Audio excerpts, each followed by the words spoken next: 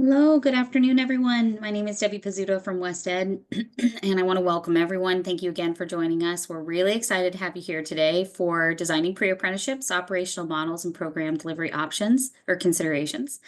This is the third webinar in a series about understanding and delivering pre-apprenticeships. And today we're going to build on what we learned on Thursday when we discussed the importance of workforce connections and all of the possibilities in pre-apprenticeships and apprenticeship programs by discussing the strategies for building pre-apprenticeship programs.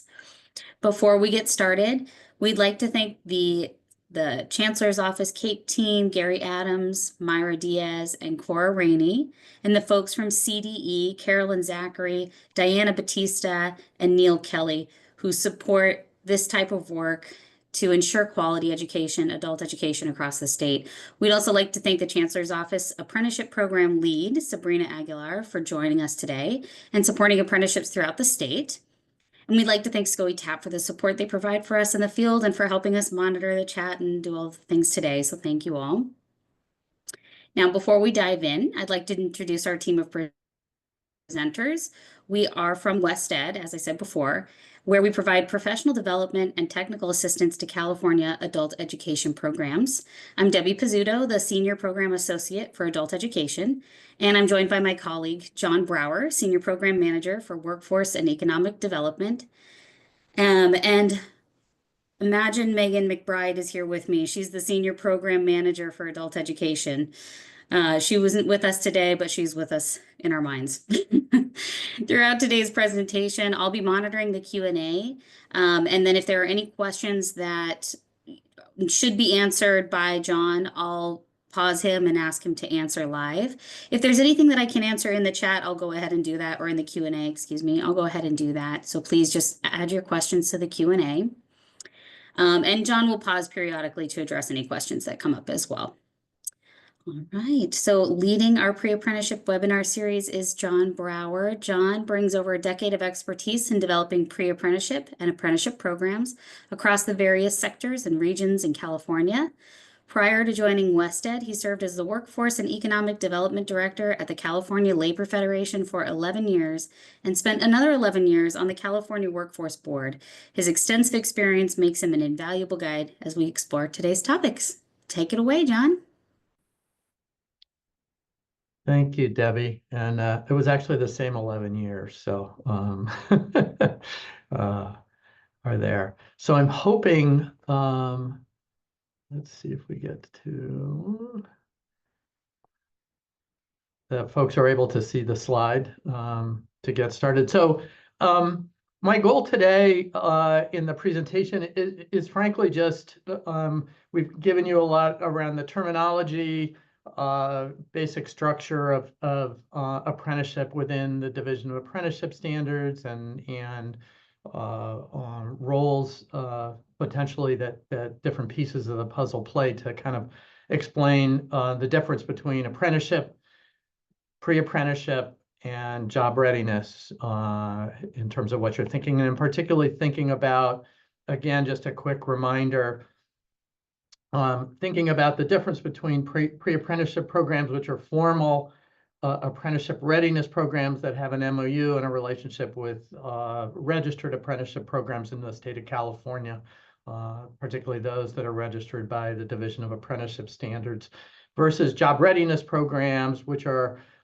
more informal, may have varying degrees of length, as well as curriculum that's kind of created inherently as opposed to apprenticeship readiness programs in general. And just again, so that folks later, when you want to look at this, particularly on the job readiness piece of this equation, it may be a real inclusionary tool for you to bring in particular populations of learners and community members through your adult ed programs or your community college partnerships. And as I said earlier, or last week, should I say, it may be the place that you want to start, that Rome and pre-apprentice programs were not built in a day. And for some of you, the idea of starting with a job readiness program that leads and becomes a formal pre-apprentice program may really be the strategy that you may want to consider and build off of going forward. I think the really big consideration for you all in designing these and beginning to take this on is sort of what partnership role do you want to play in this equation, particularly starting with the consideration of the intermediary role? And do you, in fact, want to be that entity that is the convening, coordinating, or administrative entity in this particular equation? Do you have the capacity to take that on? Does your institution, are you able to engage and coordinate the partnership with stakeholders, including industry? Are you able to do that initial and ongoing convening? Are you able to engage all of these stakeholders that you've got as partners, as champions, in terms of helping to establish program goals, creating program success matrix and benchmarks, being able to identify stakeholders' return on investment? Why is everybody there? What are they going to get out of it or need to get out of it?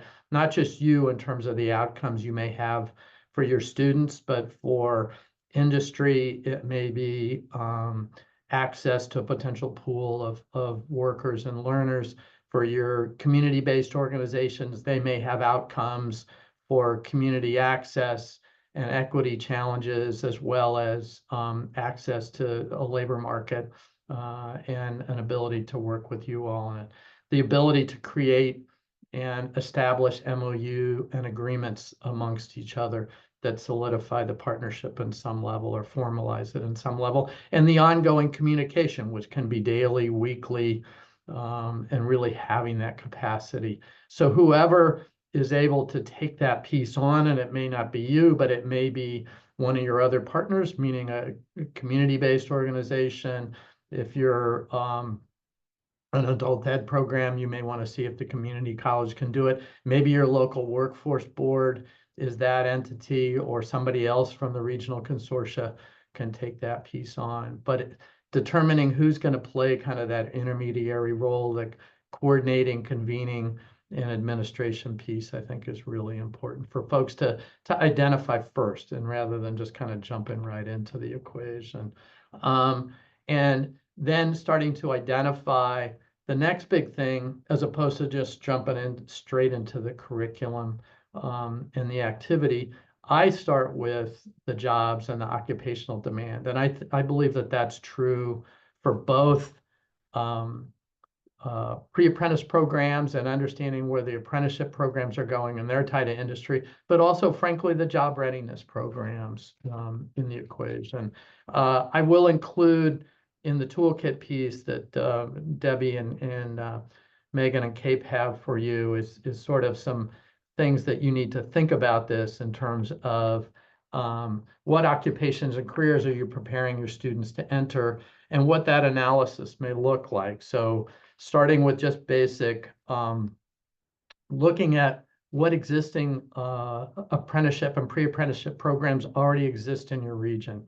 You may already know that through your CAPE work, but really a good place is to revisit that, to look at their capacity and what they are already doing relative to learners and workers in the community. Basic LMI analysis, and whether you're using your Center of Excellence, the local workforce board, or other folks, to give you a really idea of some of those occupation and careers, occupation and sectors, I should say, that are priorities in your region. And that the other places you can look beyond that is obviously also California Jobs First. There are industry associations. So once you've identified some of those priority industries, you'll often find that industry associations themselves also have analysis that you may want to ask out and reach out to, as well as industry publications that they may have put together. Another aspect of this work on this sector and occupational demand to really think about is not just think about these as one-off occupations within a sector. Are there the possibility to create ladders and lattices of occupations and careers for your students and learners in that equation? Again, that's done with your stakeholder partners as well. Are there other partners that can bring potential investment into the equation or analysis into this. And some of these are at the state level, the Chancellor's Office, and again, the Centers of Excellence. The California State Workforce Development Board is making investments in education and workforce on an ongoing basis. Within the state's labor agency, the Department of Industrial Relations, the Division of Apprenticeship Standards, the Employment Training Panel are making investments in different occupations and different sectors that you should make yourself aware of and at least go see. GoBiz, which is the governor's economic development arm, plays that same role. They also have within the governor's office, the California Office of Planning and Research. There are initiatives going on in the state around healthcare, HCI, which is the Department of Healthcare Access and Information. The Energy Commission is doing quite a bit around transportation and energy generation and storage. You have also initiatives that may be a valued or program for things like CalWorks and CalFresh as well that should be part of your consideration in it. And so who can do this analysis? You may not be able to, but again, some of your stakeholder partners in that equation, and some of those, again, I've just kind of relisted there. For me, the next step out of that particular analysis prior to the curriculum and training development is really cultivating and identifying your industry champions in the work that you're going to be doing. And a really important piece of this is, again, who amongst all of you has the capacity to engage industry, who may have the credibility to bring them to the table. So if you're not traditionally engaged in a particular sector or with a particular set of industry, you may want to partner with California Jobs First or your local workforce development board, or leave it to a larger consortia, strong workforce consortia, or somebody else who may already have that industry engagement to bring them to the table. One of the ways that I also think is really important as a really first step is putting together and conducting, as part of that engagement prior to your training and curriculum design, is going through with industry some kind of regional sector needs assessment or occupational needs assessment, asking them, frankly, verification on industry skill needs, changes in existence of work processes that may get incorporated into your program, changes in technology that may be coming up, changes in mandates and requirements for the industry, as well as just the overall occupational demand, if you will, in the equation. Debbie, I know I'm rolling through this. Are there particular questions that we've got at this point? No, nothing in the Q&A yet. We've got some links in the chat, but no questions yet. So if anyone has any questions, please just put them in the Q&A. I'll take a peek and ask John to pause. Thank you. Okay. Again, I just think that one important piece to think about as well, a lot of successful partners have one industry entity that coordinates and takes on that kind of lead administrative roles. Many pre-apprentice programs have advisory committees or steering committees that get formed out of the equation once you've identified those champions, in a place, creating a place much like an industry advisory committee already does in the community college system, to address implementation issues, help coordinate those roles specifically, and ensure the program's value to industry and job seekers. So it really can be a place to have them to continue to be engaged, if you will. And I think you're looking for, over time, a level of cultivation that can help you benefit by greater investment by industry in the equation. You may start with the idea of having them verify certifications, credentials, curriculum, and training requirements. You may also then move from there to asking them to provide industry awareness opportunities. Maybe that's a tour of their facilities, or to have somebody from the industry come and speak to your classes and talk about the work and the occupations. It may be asking them over time to both create work-based learning opportunities and or financially to support those kind of work-based learning opportunities.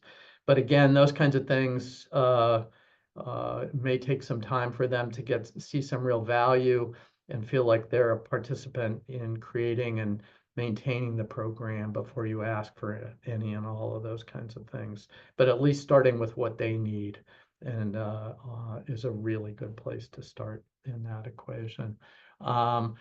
It is important for industry, even though they may not be involved in it on a day-to-day basis, to just have conversations with them on the structure and governance of the program so that they know sort of who's going to be engaging them, how the program will have some sustainability. They may have some thoughts about how to engage them and their fellow industry partners in an ongoing way. And the ultimate piece of this is folks feel like if they're like on the curriculum and training side, if they're being considered earlier rather than later, they may have, it will help you get their buy-in as you bake the program forward with their support in the equation. And then kind of the next piece in this is the curriculum and industry requirements. Having gone through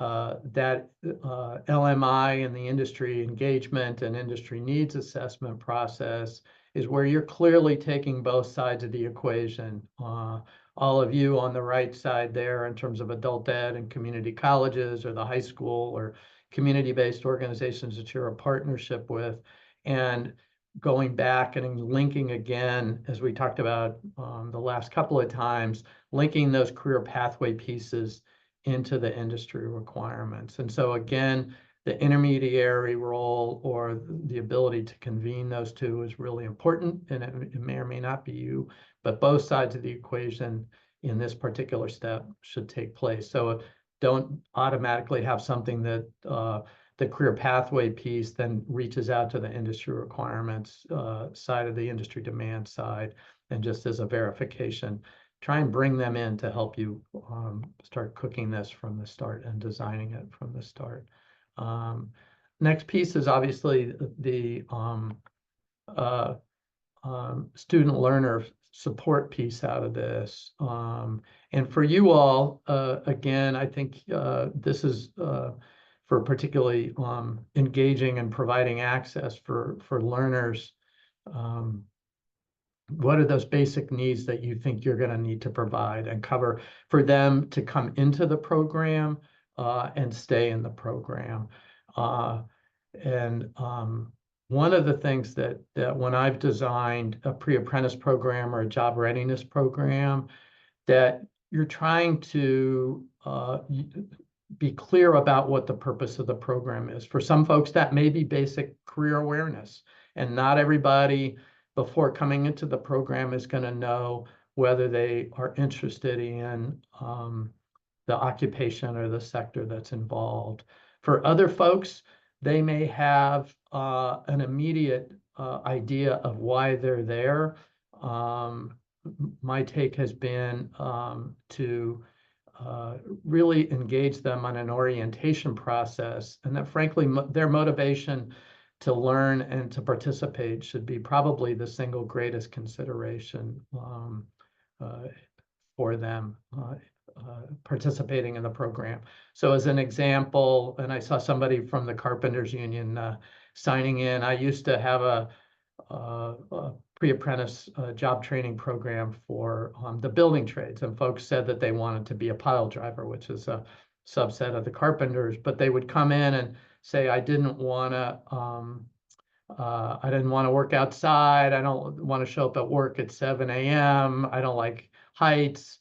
A lot of things that in the nature of the work are just not going to be a fit. But for other folks who, other than maybe having the basic requirement for a GED or a high school diploma, were able to and really interested in participating in the program. And some of those basic requirements are obviously what need to be met during the course of your program too. So a GED or a high school diploma for many of these sectors may or may not be important in knowing that early on. I think I don't have a particular recommendation for you in terms of, but I think as you start to consider your budget considerations in there, what can be covered by ADA or apportionment, and what other resources do your partners bring into the equation. I'm going to switch really quickly if I can do this. Yeah, let me try this. Hold on one second. I'm going to move my share. Here we go. So some of those areas of consideration, just making sure you're not sending me messages here, Deb, are obviously the salaries and benefit pieces of this. Travel, both to engage your employers, but also your recruitment and outreach pieces. Operating expenses, you may or may not have the school and facilities pieces, your communication strategies and abilities that may include, obviously your website or social media and other pieces around that. I think furniture and equipment is a really big consideration for some sectors. And again, whether you have it or your partners have it, and or whether industry is able to provide it for you around it. Other big pieces in there are obviously support services for folks. That could be transportation. Equipment in my day was also a big one for folks. So basic stuff like steel-toed boots or other things like that. And monies for work-based learning or vouchers or stipends for folks to participate in are obviously there. And we'll put this in the folder as well for this as we move forward here. Kind of back to this equation. Hold on, stop share. Let me get myself back to this. I'm trying to do too many things at once here, folks, and I apologize. And there are no questions right now, John, so you're doing great. Keep going. We are. In addition to those considerations, and I shared this with folks last time, is really exploring what funding you're able to access as part of this engagement. And again, I gave you the DIR because I think this is one really good place to stay up to date around what monies are available to support your programs in this equation. But you've also got, beyond that, again, to go back to those other initiatives I led you on earlier would be really important. So again, finding out beyond even what you see here, see what may be listed by the California Workforce Development Board or the various labor agencies that I talked about beyond the Employment Training Panel. And EDD in particular has quite a number of initiatives during the year. And those other departments that may not be in here, the Energy Commission or HCI or whomever else in that equation. And then let me go back to shut that piece down.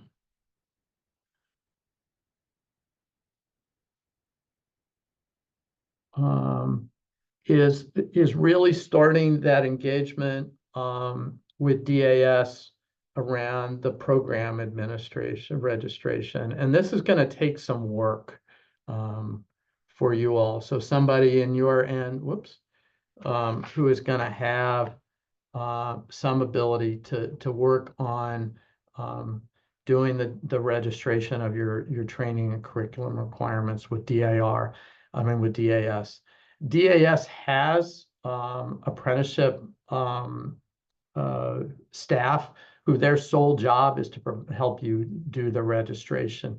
One of the things I would say in this equation I would ask you to do is really make sure that you are incorporating the work processes and the skill sets that you got from your early industry demand and labor engagement. Sometimes because agencies, whether it's DOL or DAS, are doing the registration with folks, they tend to take something that's already been there and immediately kind of copy and paste it in the creation of it. And it doesn't always incorporate the work processes and standards that may be needed by your regional employers and verifying them. It's not going to put you in conflict, it just won't be the most up to date in that particular equation. And so going to DAS would be my suggestion in terms of starting to familiarize yourself with the forms, the registration requirements, and working with DAS on getting yourself registered in the equation. So Debbie, I kind of did this to thinking people were going to have more questions and really be wanting to talk more about walking through this stuff as opposed to leading them on an another hour long process. So I don't know if we want to open it up and go to there in some equation about specific folks have. I have someone, oh, here we go. Questions are coming in now. That's good. Janice Farah, just kind of commented in the Q&A, career awareness is huge. So many interesting jobs out there in emerging industries. The activity of career exploration, however, differs greatly depending on agency. Last spring, we gathered counselors from the regional COE, CC Adult School, and WDB, and found that they all use different approaches and software tools. How confusing for a student who might have done a little exploration in high school, now is finishing up their diploma GED in adult school and is trying to decide between CTE apprenticeship training to transition to college. So that can be very confusing. Susan Ryan does have a question. Are there different estimated timelines for DAS approval of pre-apprenticeship versus apprenticeships? The DAS, I don't know if there's anybody from DAS on there. My general take is that the pre-apprentice piece, if you, again, to go back to the first webinar that we did, they are wanting to make sure that you're in your pre-apprentice program meeting the strategies and goals of pre-apprenticeship, which are pretty basic and broad. Let me pull those pieces out real quick. And so once you've got the MOU, they really are ready to rock and roll with folks. But under pre-apprenticeship, hold on one second, because I have not memorized it, and particularly after being under the weather for a bit. So their main piece for DAS is they just want the evidence that the apprentice programs support the pre-apprenticeship through an MOU, that there's an ability to give priority but not guarantee to pre-apprentice graduates for acceptance into the program, again within the MOU, that there's a general commitment as to the number of pre-apprentice graduates that generally may be accepted into the apprentice program. So they're looking a lot more at sort of what the MOU with the apprentice program or programs looks like.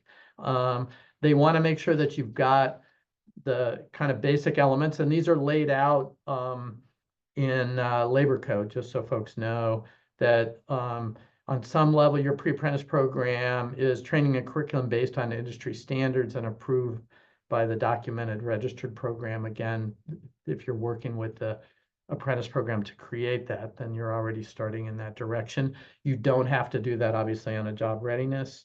That there's really strategies, and the purpose of the pre-apprentice program to provide opportunities for underrepresented, disadvantaged, or low-skilled individuals, so that you're kind of demonstrating that that's a focus and who's going to ultimately benefit in terms of equity and access, if you will, in establishing the pre-apprentice program.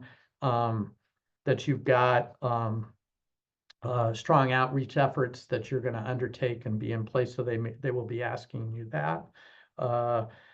What education and pre-vocational services you're going to offer to help meet that, and that may be including things like career awareness and industry awareness. It may be job readiness courses or activities that you've got. Are you doing ESL or ELL activities within your pre-apprentice or program, if that's the population of folks you're trying to serve? Is adult basic ed in the room, which you obviously are in there? Are there other pieces around specific industry gaps, I would say? So particularly in a number of areas or a number of sectors, things like math tutoring or math remediation or skill building in mathematics are something that are incorporated, as well as things like financial literacy seminars. So you could have industries that are seasonal, such as the building trades or some others, and the ability of providing some financial literacy in a pre-apprentice program may be really important to them. And then they do just generally want to know what support services are being facilitated within it for learners. And are there other physical preparedness aspects to the work, and then frankly the health and safety of those in the training program, pre-apprentice program. So are you both practicing it? Are you also offering things like OSHA 10 or utilization of PPE or things like that? So those are some of the basic things. And or are you offering the real opportunity to provide hands-on training? Do you have a simulated lab experience or volunteer opportunities or work-based learning opportunities that start to simulate industry and occupational conditions, and part of your consideration in that as well? So, and then sustainability is a sort of the all-encompassing, the question they always seem to ask. Thank you. Sounds good. I apologize. I have my camera off, John. I'm having some connectivity issues here in a hotel in San Diego. So, No problem. but we have a few more questions. Susan Ryan has a follow-up question to what you were just saying. Do you know of any pre-apprenticeships that have met those criteria that have taken longer than 3 months to get DAS approval? I don't, but I'm not all-knowing in that equation. So I did see something from somebody, and I don't want to put anybody on the spot. I did see maybe from one of our co-panelists or someone that they had engaged DAS around responding to folks, but I have not heard of that. And if that's an issue for somebody, we can certainly help. And I assume also Sabrina Aguilar and Cape Tap, between us, we can help maybe get some response from DAS on that. But I have not. Okay. An issue. Thank you, John. Another question, has any college designed a streamlined enrollment process for apprenticeship through their community college LEA, one that creates a pathway through CCC Apply? And maybe you're not all knowing, so maybe if you've heard of I'm not. one. If there's somebody else on this call, I have not heard of that at this point. And then we did have 2 requests to see a few slides. One is, can you show step 6 one more time? Yeah, so And then, okay. okay. And that one,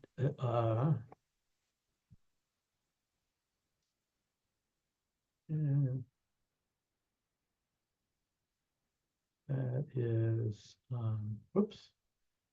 And I just wanted to make mention, I know that John, you've invited some of the attendees to feel free to chime in. So those attendees that are feeling like you would like something or have something to share, just raise your hand. Myself or my colleagues on the call, Holly or Fabiha, will enable your audio so you can come off of mute.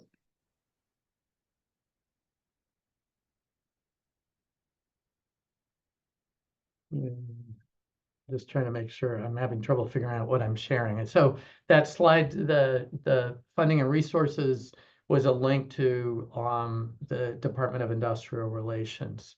And for those of you who may have missed it last time, there's both apprenticeship specific funding. There's what they call apprenticeship adjacent funding. And again, your local strong workforce programs. I have found that particularly figuring out a way to access maybe your regional strong workforce allocations and obviously competing and applying for those have been the most successful in that. But a whole variety of those pieces. And then the third category they've got are, and I kind of mentioned this as just, and you guys are in there, frankly, but apprenticeship possible funding and looking at that, both from the state, and that may be in the context of support services and other amenities, as well as federal and state pieces going forward. And some of those are also, again, sector or investment specific, either by the Department of Labor or the state of California. And so those involved in healthcare may be putting pieces out. The California Energy Commission and Department of Transportation may be doing more work around climate change, climate initiatives, if you will, those kinds of things. Manufacturing and technology initiatives that both the feds have through CHIPS and Cascade and others. And what was the other question or slide, Debbie, that somebody had? Denise is asking, can we see the slide again where it showed who should be involved in the process? Okay, let me kind of get this to work up here. So you really should, I kind of split this up, and the way that I put this piece out is to think about this on the left side as the demand industry side, or folks with links to industry side, and then those of you who have traditionally played that education and training role in there. And I just put a bunch of these, obviously your existing apprentice programs in your region, if you are looking to start a pre-apprentice program. Obviously employers. I will have to say, if you haven't realized it yet, that labor really is part of the demand side. I think they often historically are just thought of the supply side of the equation by folks, but it really do understand industry demand, have connections to their signatory employers, understand what's going on, and as much as the employers and industry associations are at the table, I would highly recommend to you, if you're looking at a particular sector, to look at labor in your region. Best way to do that is probably to reach out to your local Central Labor Council if they aren't already involved, and a lot of them are in things like California Jobs First. They have representation, mandated representation on the local workforce boards. They have 15%, so they are there. There may also be regional sector initiatives that are outside of some of these other players that may be particularly driven by employers or by the state that you should look at. I also find public agencies, frankly, your local city and county are really good places to partner with. So you may you're interested in healthcare careers, reaching out to your county healthcare agency and understanding even within them the agency, what their needs and roles are. They also have, traditionally, Public sector jobs have been real points of access for particularly communities of color and women into family sustaining wages and jobs and careers. And beyond the local workforce board, I would encourage you to reach out to them, and maybe that's a place to have a partnership. They also, because of their advancing the public interest in the common good, may be more interested to partner with you in some areas initially than even the private sector in some other areas. So Debbie, I hope that answered it for folks, that question for someone. I think so. I think so. We have another question. It's a best practices question for you. The industry employer. I thought it was a best practices questions. I apologize. Denise is just saying the industry employer area, do you best practices on looking at apprenticeships options because so many people are only focused on apprenticeships and what they've been instead of what they could be. I'm not sure if there's a question in there, Denise, if you want to add a little bit more to that, Denise, so we can answer your question. But other than that, I don't have any other questions in the Q&A. So unless there's any other questions, or if John, if you've got something else you want to talk about. I don't at this point. I just, as follow-up for folks, maybe reaching out through you, Debbie, and through Cape Tap and for follow-up questions or concerns or technical assistance in this equation. We do have Susan Ryan had raised her hand to ask a question, so I allowed Go for her it. to unmute, if that's okay. Yeah. Hi, I'm sorry. I think the question was answered about the slides. I was just hoping to see that budget areas worksheet again because I'm taking screenshots for a team that I'm meeting with probably sooner than the slides will come out. I don't know if that's okay.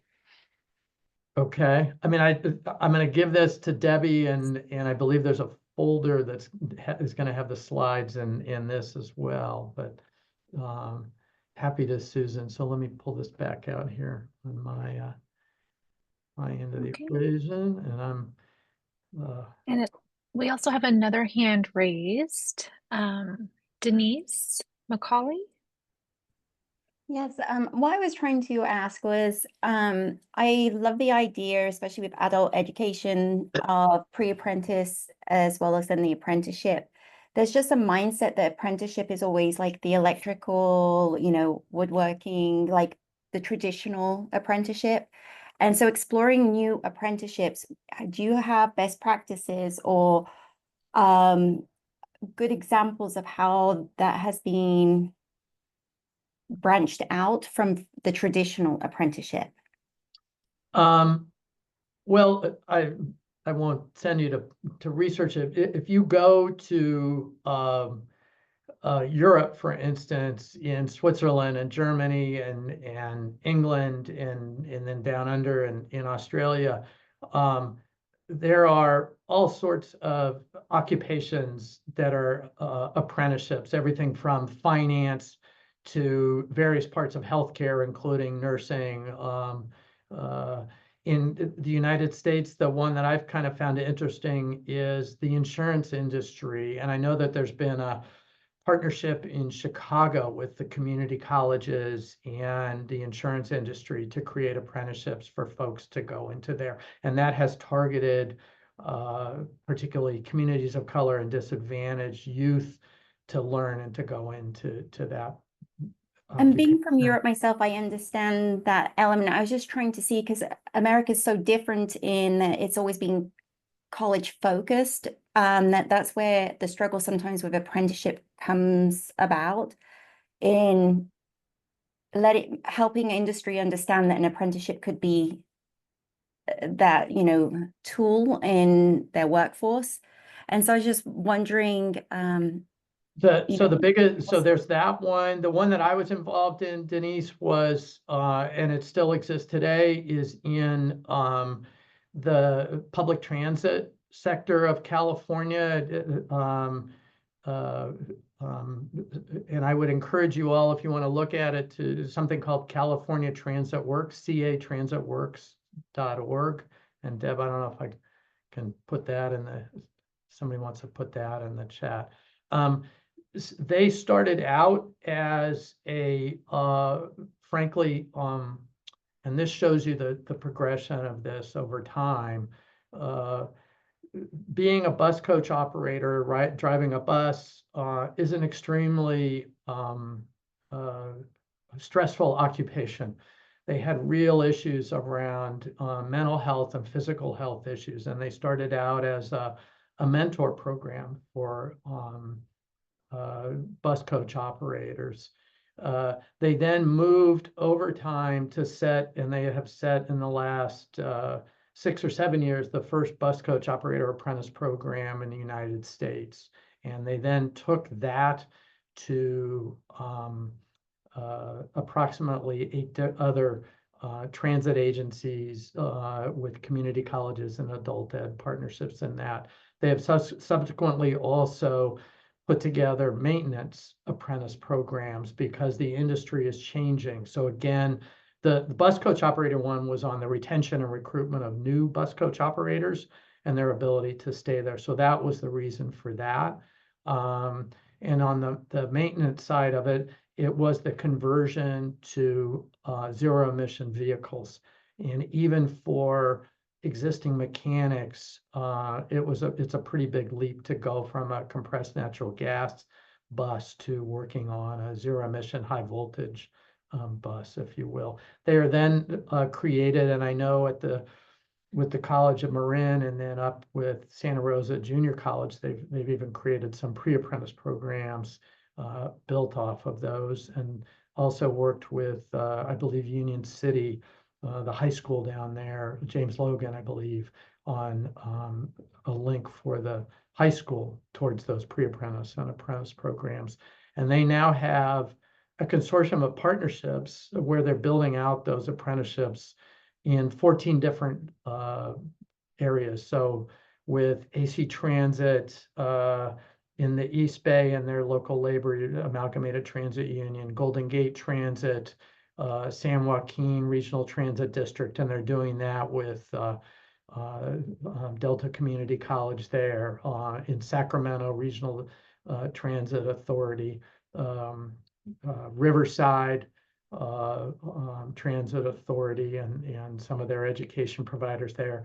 They're talking to LA Metro, which is huge and growing forward. Same with San Diego, Foothill, I believe Monterey and Salinas. So that's one that I was involved in that I know has really over time been able to grow. And again, I think, Denise, I would just say is really identify the opportunity seems to come from what's a pain point or a challenge or a barrier or something that you're trying to solve in creating the apprenticeship.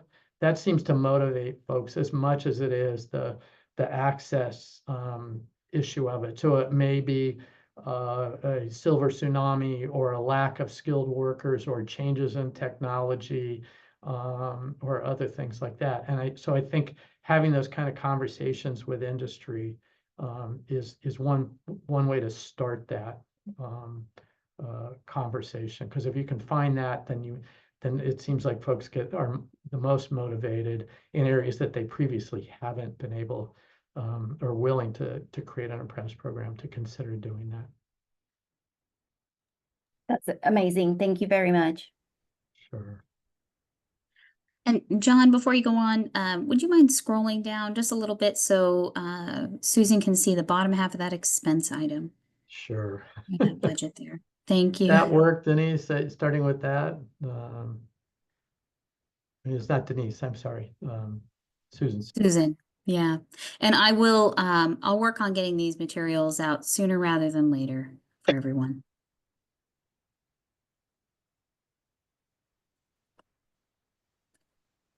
Thank you, Yeah, John. That's great. Sure. We don't have any other questions in the Q&A. Are there any other questions out there? I'm not seeing any come in on Q&A or the chat. I've been trying to monitor. One just came in. Uh, Go ahead, Debbie. Derek is just asking, can you give some examples of stipends versus client support? So generally, in terms of where it's, I have been involved in programs where stipends have been offered when the money's been available to students to be able to participate in a pre-apprentice or a job readiness program. That for folks, if you're asking somebody to make a 6 to 10 week commitment, they sometimes at a minimum may require some income to come. That may be different than, say, transportation assistance or transportation vouchers or uniform or equipment provision or things like that. I don't know if that's answering the question, but sometimes it's for folks to participate, they need some kind of stipend to participate, as opposed to the others, which are kind of really helping them maybe get ready for the industry, or just to be able to show up every day beyond that, whether they're able to take a bus or local rail or that kind of a thing.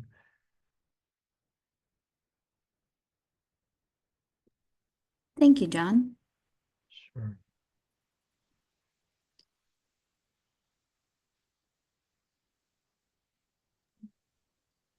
Oh, Derek And says then- thank you. And I just wanted to bring to everyone's attention, we had one of our attendees share a link in the chat that goes to the Sonoma Marin Bus Pre-Apprenticeship Program. So if people are interested, he wanted to share with everyone. Thanks. And then I'm going to share the link, John, that you just shared as well. And I think somebody else also shared that when you were speaking about it, the Cal Okay. Transit Works. Yeah. And I'm just big fans of them. They, in addition to the apprenticeship programs, they've created pretty amazing mentorship program and model for folks that I think have been really good. I think one of the pieces that is generally missing till later in new apprentice programs that get created, and is the whole idea of mentor. In the building trades and firefighters, you have built-in mentor programs in those traditional apprentice programs. It's in the other areas, other than maybe healthcare, where you'll have a preceptor or somebody that's not really built in terms of either recruitment, outreach, and support, if you will. Another area that I my memory got gelled on the public sector side, the city and county of Los Angeles have had really good pre-apprenticeship and apprenticeship pathways into jobs at the county and the city. And they did a couple of things. The county, which is blessed to have the former Secretary of Labor sitting on their board of supervisors, said, look, we hire roughly 20,000 people a year. That should provide some opportunities to have folks come from the community who look like the community and working in our county jobs. They did an assessment that identified which departments and programs are having demand and openings.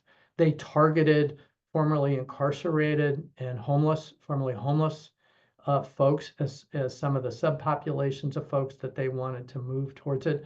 They partnered with community-based organizations, including the Black Worker Center and some other community organizations there, where they put together a kind of a pre-apprenticeship boot camp process for folks, a job readiness process for folks to go, then move them through. The ultimate goal in that was for folks to basically be retained at the end of a year to take the civil service requirements or meet those requirements and move into jobs within the city. A lot of those ended up being in healthcare agency, of which theirs is the second largest in the United States. It's a public healthcare agency. Their public works department, the Parks and Rec department, some other places like that. And that LA County really is to be commended, and the city as well. When Mayor Garcetti was there, they moved to do the same thing, and they involved the HR department as well.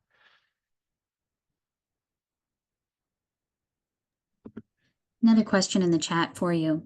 Do you have other case study examples of excellent pre-apprenticeship programs? I think the two that I know best and have really been taken to scale is the multi-craft core curriculum one that has been probably there's 40 or 50 MC3 or multi-craft core curriculum programs in the state of California. They have formal relationships with the building trades. They are configured in a bunch of different ways. So the intermediary role may be played by an adult ed program or a community college or a community-based organization or the local building trades council or one of the building trades in that equation. So the configuration is whatever works on the ground for everybody. The curriculum has gotten designed with industry. And even having said that, the design of it was at a national level. So it's required some buy-in at the local level with industry to say, yeah, we're glad it got done in DC, but for us, we still need to understand whether it's going to work with our regional apprentice programs and that. The other that I know of is something called the Industrial Manufacturing Technician, the IMT, which is an apprentice program. And I know that has gotten created and utilized and can be utilized as a pre-apprentice program as well. To me, it could also be the equivalent of the MC3 for manufacturing. It teaches kind of the basic principles of manufacturing, production, and processes. So you're not just kind of learning the technical aspects, but the theory behind it, which is always, I think, one really good sign of a good apprentice and or pre-apprentice program. It's also a gateway to more advanced manufacturing. So you can even take something like that, which is registered with DOL as an apprentice program, but frankly, utilize it as a pre-apprentice program in the state of California or elsewhere. Those are the two that I know best.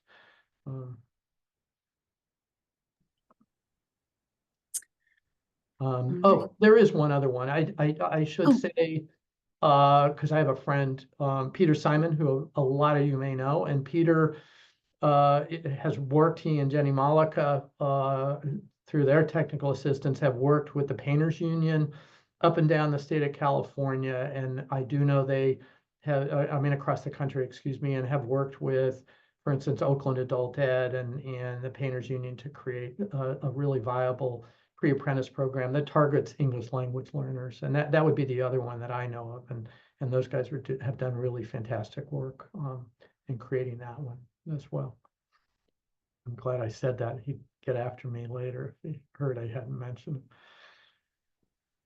Well, I have to say, Peter is with us today, and he actually shared the Marin, the slide deck that was shared earlier was from Good. Peter. So hi, Peter. I didn't know you were there.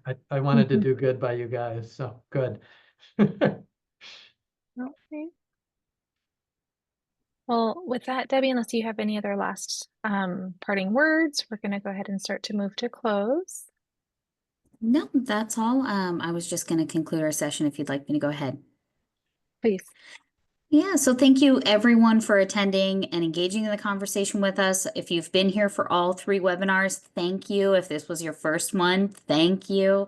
As Mandalee said, once this material is all remediated, it'll be shared with everyone, and we'll be sharing out a Google Drive folder that has all of John's amazing materials and slide deck for you. So please look out for that. You can also feel free to contact us with any additional thoughts or questions that you might have via email. You can contact myself, Megan McBride, or John Brower. It doesn't matter. We all work together nicely. And again, I'd like to thank SCOE TAP for supporting our webinars. I'll go ahead and turn it back over to you for any last words that you might have. And they'll also be providing a link to an evaluation. I've seen it a couple of times in the chat, so if you haven't yet, scroll through and use that link. And thank you again. Thank you, Debbie. Thank you, John, and the WestEd team, as always, always supporting our field and giving us such great information. If you didn't grab their email addresses earlier from the slide deck, you can always reach out to tap@cal.ed.org, and we'll make sure we make that connection for any additional questions. Like Debbie said, we do have our evaluation in the chat, but we also have some upcoming events. So definitely click on that, take a look at what we've got coming. We're always adding to it. We thank you for your time and spending that afternoon with us, and we hope to see you next time. Bye for now. Thank you. Oh.